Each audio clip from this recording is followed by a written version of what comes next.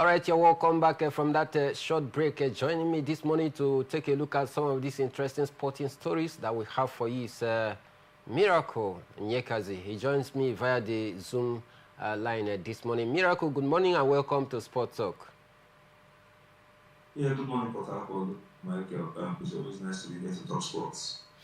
All right, always nice to be here indeed. Let's start off from the home team because the Speaker of the House of Representatives, Honorable Tajuddin Abbas, has pledged the National Assembly's support for the completion of sports facilities in Nigeria University. As the University of Jos hosts this year's Nigerian University Games, the assurance was conveyed yesterday in Abuja by the chairman of the House Committee on Sport, Honorable Kabiru Amadu, and the deputy chairman, Honorable Mohammed Jajere, during a visit by the Nuga delegation.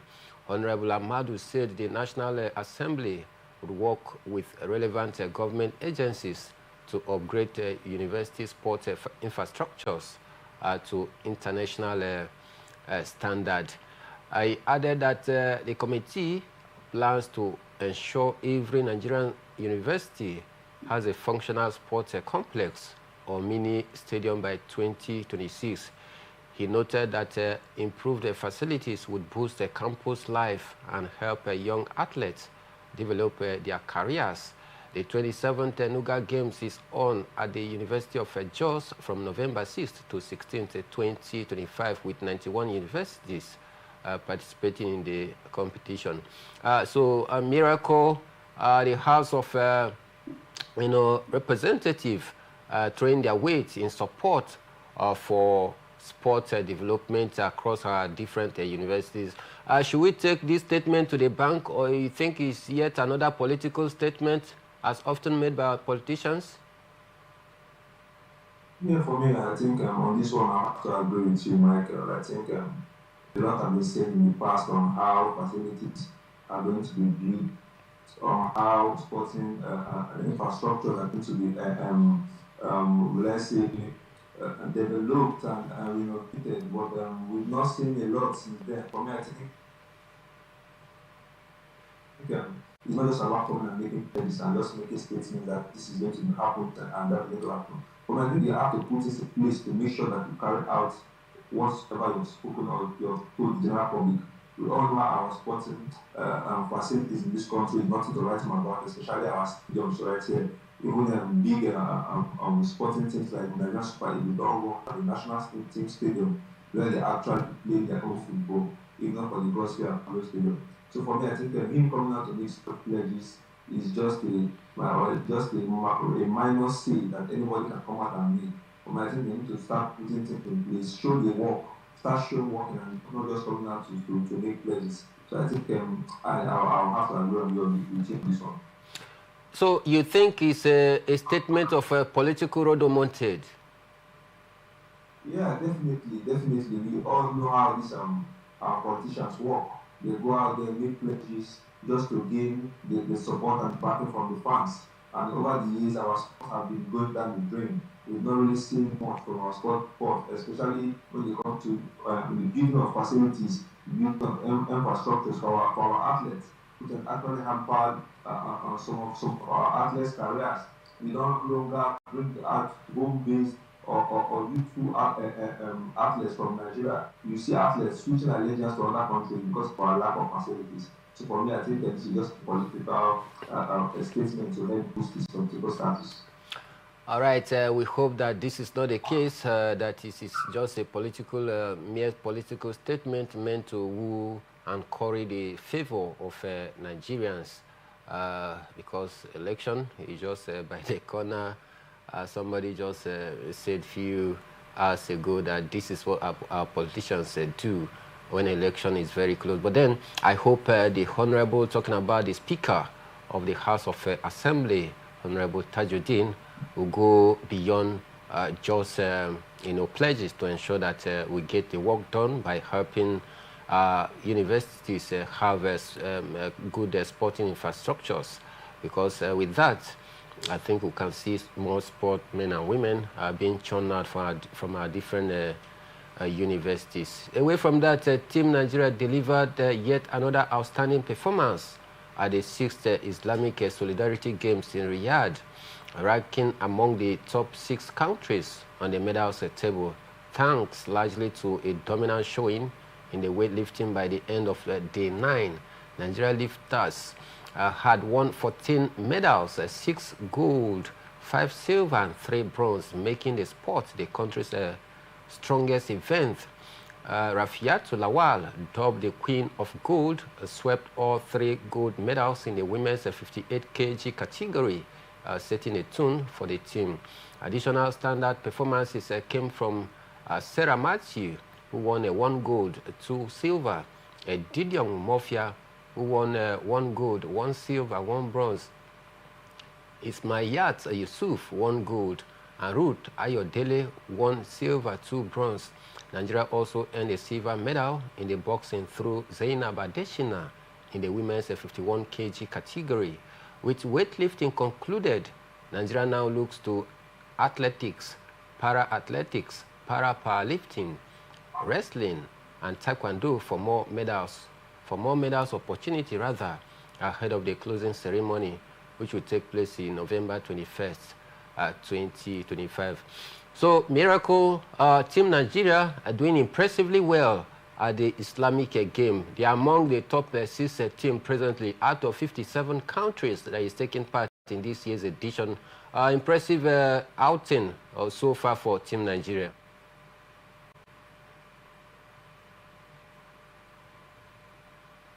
Hello, Miracle, can you hear me?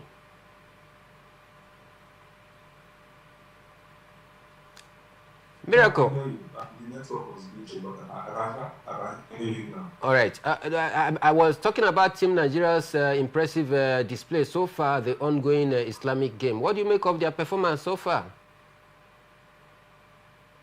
Yeah, for me, I'm very much impressed from the performances of the athletes so far in the Islamic Games. I think they're really okay to go down there and react Saudi Arabia to compete. For me, I think you actually compete on all grounds, actually doing well on your own part. I think it is very, very fantastic one for the athletes as well as their coaches. I feel like the weightlisters are the ones that have impressed me the most, wrapping up the medals and not just winning medals, especially gold medals. They do well for themselves. Which actually tells me when it comes to them wearing and planning for this particular one, because without lack of preparation, I don't see them doing well in such events, but then they actually gone up there, participated, and come out excelling at all fronts. So I think it's a fantastic one for our sport, especially with lifting and boxing over there. Are you expecting Nigeria to rack up more medals before the conclusion of this Islamic game, especially when it looks as though we are about to head into key areas of a comparative advantage for Team Nigeria? Talk about athletics, powerlifting, and the rest of it all. Do you see Team Nigeria racking up more medals that will help them finish within podium at the end of the tournament? Yeah, definitely. I see just many more medals so far, but there's still a lot to be done. I think we should still continue doing what we're doing, and the athletes should keep their head low and make sure that they don't let it get to them, and still become consistent and listen to their coaches, because I feel like the good result for the athletes is the impact of the coach that they went to Riyadh with. But I feel without the coaches, I don't see these athletes doing well like they have done. So yeah, definitely we can still do to ensure that we wrap up those medals and maybe still not moving up in the medal table. All right, Team Nigeria still looking ahead to rack up more medals, especially as they are about to head into the area where Nigeria have a very strong holdings or footings in the area of athletics, para-athletics, weightlifting, taekwondo. So we just hope that Team Nigeria continue to ride on this impressive start so far in the tournament. Away from that, a fast-rising Nigerian sprinter and the women's 200-meter champion at the 2025 African Junior Athletics Championship, Success Oyibu, has joined top National Collegiate Athletic Association side Bello University Oyebu's signing was announced yesterday by the Bello track and field team ahead of the upcoming season. The 20-year-old's rise to prominence in Nigeria athletics began at the Athletics Classics, which was held in Benin in March, where she delivered one of the breakthrough performances. She clocked a time of 23.71 seconds to win the junior girls 200-meter title, after earlier taking silver in a tight 100-meter event. At the African Under-18 and Under-20 Championship in Abeokuta, she led Nigerian sweep in the Under-20 women's 200-meter, winning a new personal best of the 23.56 seconds ahead of Chioma Weke and Lucy Nwankwo. All right, away from that, but still talking the world of athletics, this morning we can tell you that 2036 or 2040 South Africa has announced its intention to bid for the 2036 or 2040 Olympic Games and Paralympic, aiming to bring the event to the shores of Africa for the first time. Minister in the presidency, Kabunzo Nyaveni, made the announcement yesterday, saying the government has begun discussion with the International Olympic Committee, that is the IOC, now led by Zimbabwean Christy Coventry. She describes the talk as preliminary and explanatory, adding that the country has not yet selected a host city. Meanwhile, South Africa previously bid for the 2004 Olympic Games, but the Games were awarded to Athens in 1997. In 2024, former IOC President Thomas Burge praised South Africa's readiness, saying it had the ability and infrastructure to stage the Olympics. Senegal's Dakar will become the first African city to host the Youth Olympic Games, which comes up in 2026. Miracle, South Africa yet again making intention known about the 2036 Olympic game. Bringing it to Africa will be a great one. But then, with what you've seen, do you think that Africa can, get that nod to host the 2036 Olympic Games?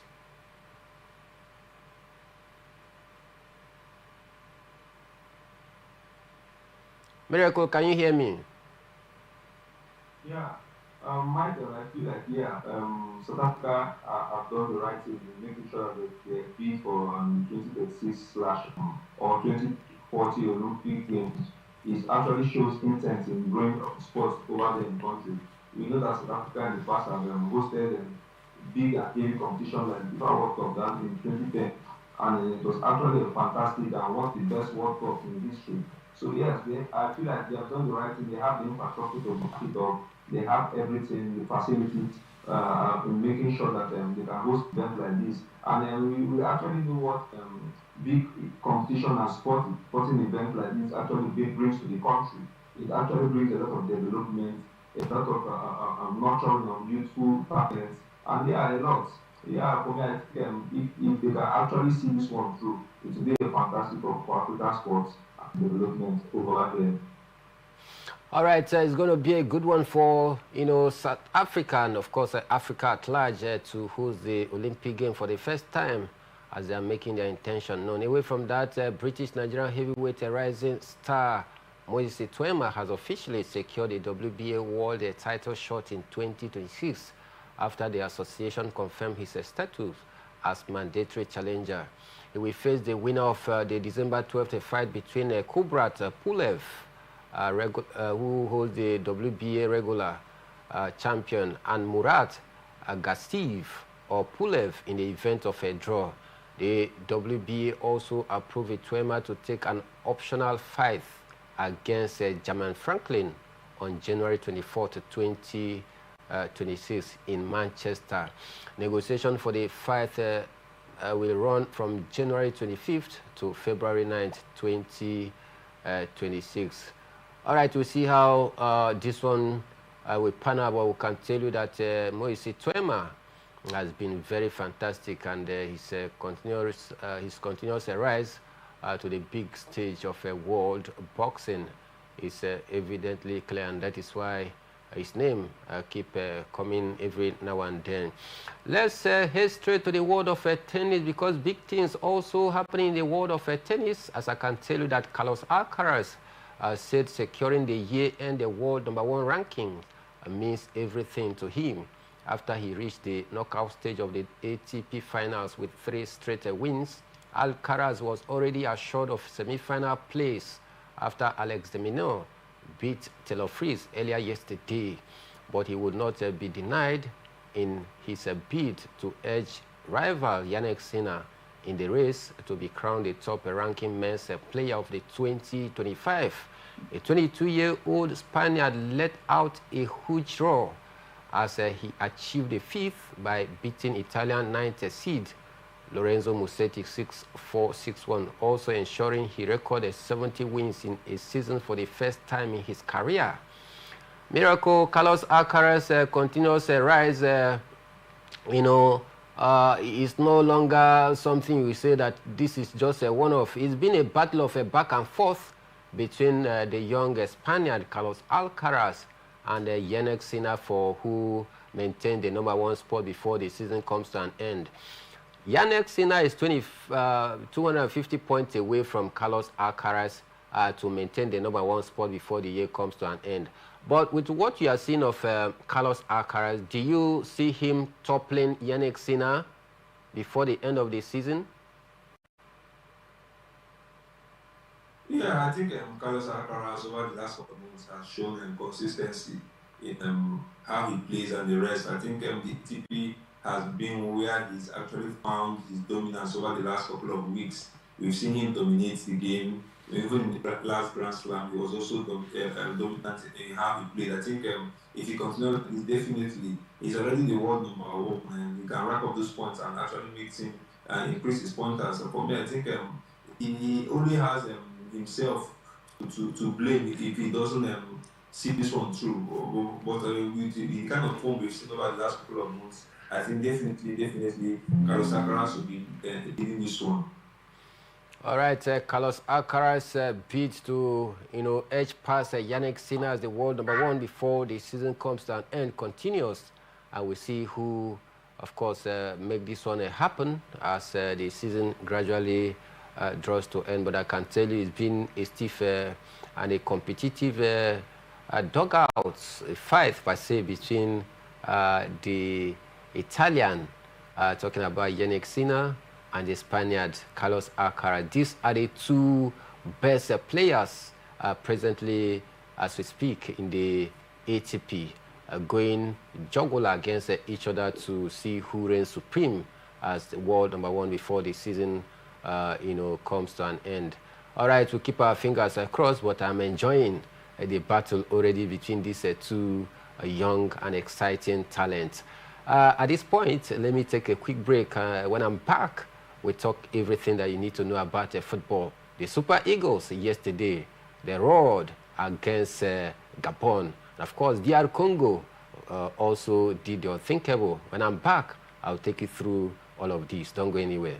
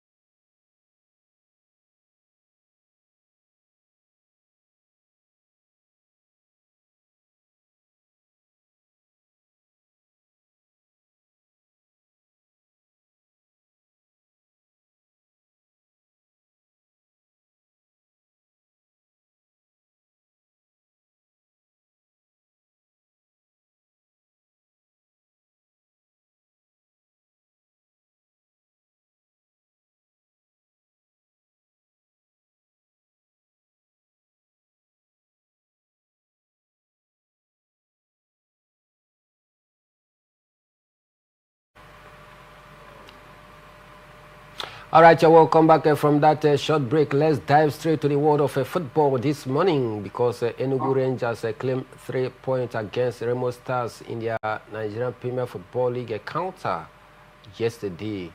Both teams entered the fixtures hoping to climb the table, with Remo Stars looking to end a run of draws. The visitors struck in the 23rd minute when Godwin Obaje converted the swift counter-attacking following a precise distribution from midfield. He then beat Remo Stars goalkeeper to put Enugu Rangers ahead. The result lifted Enugu Rangers to 5th in the table standing with 19 points from 12 matches. Remo Stars sit 16th on 13 points after the defeat yesterday, and that leaves the defending champion in a precarious position in the first quarter of the campaign. They will now face Kano Pillars next, while Enugu Rangers host Abia Warriors in their following fixtures, which comes up this weekend. Miracle Remo Stars woe continues, as it's been a very disappointing start to the season for them. Where could this problem for Remo Stars be coming? For me, I think that game yesterday was a very, very short one for me. I think Remo Stars have been quite dominant, especially when they play at their own backyard over there in Kenya. I think it was a battle of two coaches who actually know themselves well, Coach Fidelis Ilechukwu versus Coach Daniel Gumodede, two assistant coaches of the Nigerian Super Eagles. So for me, I think that one yesterday was an unexpected victory from Enugu Rangers, the former champion, against the defending champion. We know how Remo Stars have struggled to find their form this particular season. In their last game, they actually came out all victorious from behind, winning at their own backyard by 2-1. But yesterday, I think they were outclassed and outplayed, and the Enugu Rangers team were defensively dogged. After taking that lead in 26 minutes, they actually went back and defended well. And the creativity from the Remo Stars boys was not good enough for me. I think they missed a lot of glorious chances in that one. I think they still not a lot to be done to make sure that this Remo Stars still improve, because if they continue like this, I don't see them even making it to the continental stages or the to CAF Champions League or even the CAF Confederations Cup. So I think Coach Daniel Kumele needs to find a resolution now, because the league is still early, but we know how Nigeria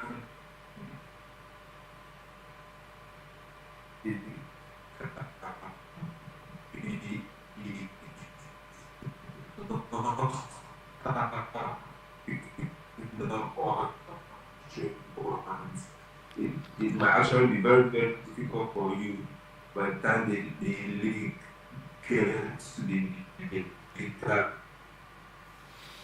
All right. So I think it was a very, very disappointing one for Remo Stars yesterday. We need to resolve this issue and disappointing one for Remo Stars yesterday, at a time where we hoped that they could build up on the 3 points that they got in their last match before yesterday's encounter, but then it wasn't to be. Miracle, you talked about the fact that these are a battle for coaches, 2 coaches who truly know themselves well. And these 2 coaches, coincidentally, 2 of them are away for international duty, as they are currently with the Super Eagles. Do you think that the absence of Daniel Ogumodede has in any way affected the performance of Remo Stars? To just say so, I agree with you on this one. We know how tactical Coach Daniel Ogumodede is. He's a very, very tactical manager. He's a manager that doesn't take no for an answer. You see him on the touchline, he's very, very agitated. He shouts for his players. He tells them, do this at the right time. Don't do this at this time of the match.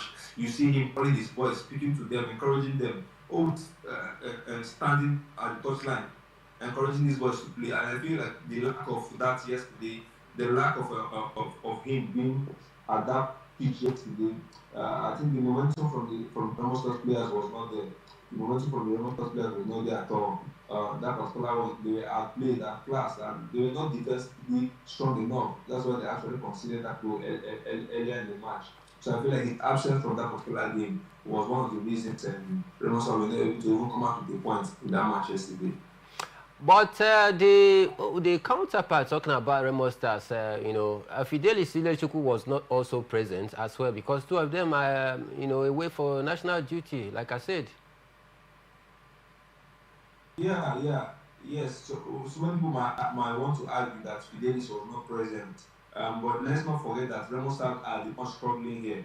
They've been struggling so far this season. Rangers themselves, they are finding their form. I think in their last home game, they actually came up with all 3 points. And they are finding their form and beginning to play their football. But Remo Stars are the ones struggling in relegation battle. And the access to your coach for a struggling team, for me, I think might actually make things worse. You need your coach.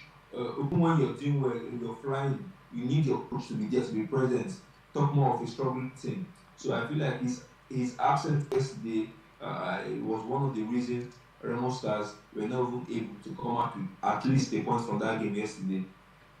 All right, away from that, let's dive straight to the World Cup playoff, because I can tell you that Leopard of DR Congo have set up a meeting against the Super Eagles of Nigeria in the final of the 2026 World Cup qualifier, the African playoff in Morocco on Sunday.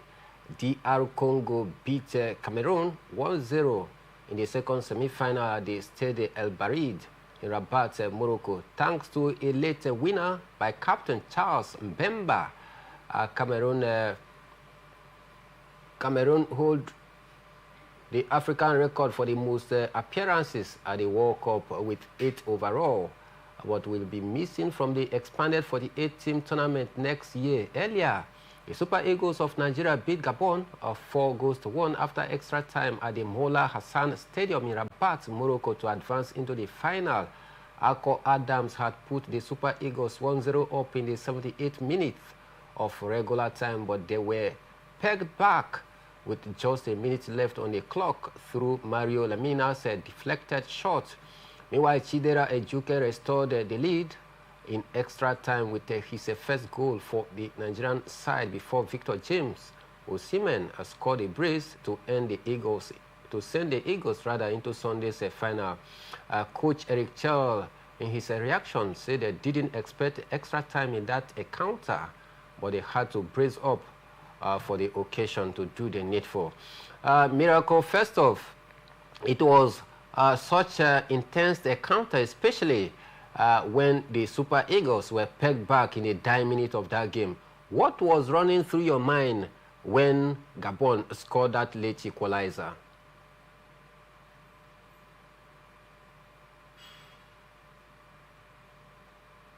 Hello, Miracle, are you there?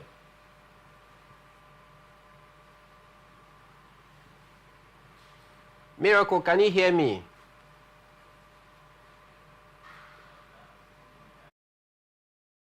Right, still trying to see if I can re-establish that connection with Miracle. It seems there is a network glitch from his end. But it was an impressive outing for the Super Eagles yesterday as they locked horns against the Gabonese, who almost caused them an upset.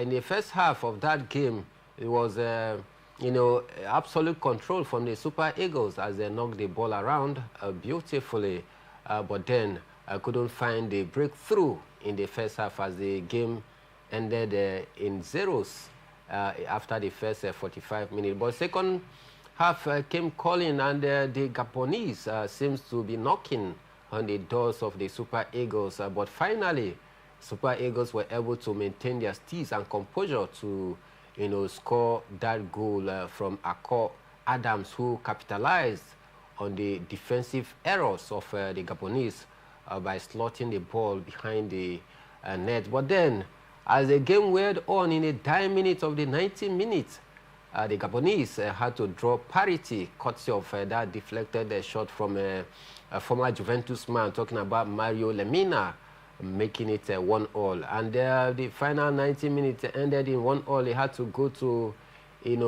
extra time of 15 minutes, where the Super Eagles yet again find their rhythm through Chidera Ejuke, who was subbed on the pitch in the second half to replace Samuel Chukwueze. And Ejuke was very impressive, I can tell you, in that particular game, because since he came on, he was able to make the difference. He had to score the second goal in the extra time before Victor James Osimhen, who had missed a glorious dying minute chance in the 90-plus minute that would have,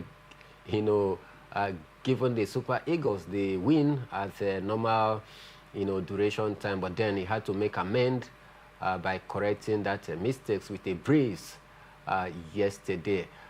Miracle, are you there?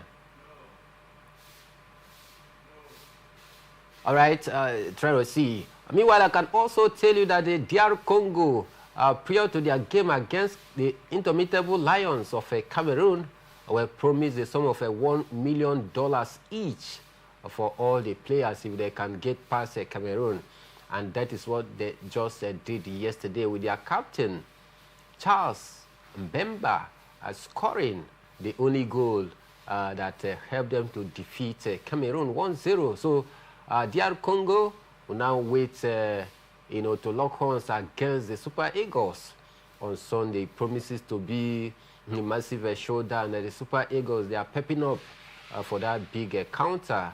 And any of these two sides that pulls through on Sunday will then go for the Intercontinental Playoff, where they get to play, one of the 6 teams in the Intercontinental Playoff to see if they can pick the World Cup ticket. And I can tell you that so many Nigerians were very, very happy yesterday courtesy of that result, because the Super Eagles have come through a lot in the course of this World Cup qualification, where at some point it looked as though all hope was lost, but then they had to redeem themselves by picking up the playoff courtesy of their 4-0 thrashing of Benin Republic in the last game right here in New York, and I saw them through to pick, the World Cup playoff ticket. And their journey to the World Cup and quest to play at the next World Cup continues as they got that victory yesterday over Gabon. They will now play DR Congo on Sunday for what will be the final of the playoff right here in Africa. Any side that wins any of the game on Sunday will down head to the Intercontinental Playoff. So I'm happy, Nigerians are happy. We wish the Super Eagles well as they continue their quest to pick the final playoff ticket. It looks as though we have Miracle back on the line. Miracle, are you back? Yes, Michael, I'm sorry about that. I think the network was bad. Yeah, talking about the Super Eagles and their performance yesterday, what do you make of that, glorious display yesterday from the Super Eagles? Yeah, for me, I think it was a fantastic display and a dominant display from the Nigerian Super Eagles. I was very much impressed with how the players put themselves together, rally around themselves, and made sure that we came out all victorious in that particular one. I think I was a bit worried, especially in the first half, with the missed chances. We had a lot of missed chances in the first half. We were really able to convert. We were too hasty in front of goal. But the second half, we kept calm, and we showed that we were dominant enough that we could come out all victorious. Eventually, for us, we were not able to see out the 1-0 lead in 90 minutes. But going to the extra time, I knew that this was going to be the time for us to show our worth and to the world that yes, the Nigerian Super Eagles, we still remain the African giant when it comes to African football. The likes of Victor Osimhen, the likes of Akpo Adams and the rest, even Chidera Ejuke that came out from the bench and actually showed them how magnificent he was.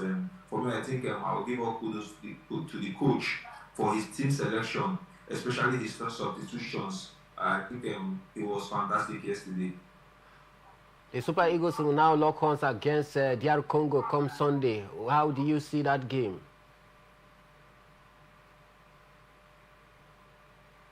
Yeah, for me, I think it's going to be a tough one. We saw how DR Congo played against the Indonesians of Cameroon. They were compatible. They were very, very, very defensively dogged in that particular one. And they didn't just go there to defend against Cameroon. They were dominant. For me, I think they were the better team in that game. They possessed ball. They created chances. And yeah, it's going to still be the same against the Super Eagles for Nigeria. We are not going to have it easy like any other game that we played so far in this qualifying stages for the World Cup. I think if the boys continue with their play, the momentum, and especially with the impact of the coach, the tactical impact of the coach, I think we can see this one through and move one step closer for us to qualify for the 2026 FIFA World Cup, Uganda, Mexico, USA, and Canada. All right, Miracle, want to sincerely thank you this morning for finding out time out of a busy schedule to join us on the show this morning. I want to say very, very, great thank you for you because you've been very, very steady. Despite the network challenges, you were still very dogged to remain with us. Thank you very much. Yeah, thank you, Michael. It's always good to be here to talk sports and yeah, talking about Spiders is what with the right doing. All right, we'll make a return in the evening where we'll have more time to dissect all of this, talking about the Super Eagles' performance yesterday and the substitution, the tactical disposition, the prowess and the agility of the players, their commitment to ensure that they pick the ticket. All these and many more will come your way in the evening when we'll make a return for Sport Extra. Then we'll have more time to talk about the extraordinary things that happened yesterday in the world of sport, especially with the camp of the Super Eagles. My name is Emmanuel Michael, the Prime Minister of the Airways. I did a show this morning alongside Miracle Nyekazi, who joined me via the Zoom line. We say more program will come your way. You can do well to go down to our different social media handle and, of course, follow us up. We'll do well to, of course, follow you back as well. For now, I'm saying have a very nice day ahead.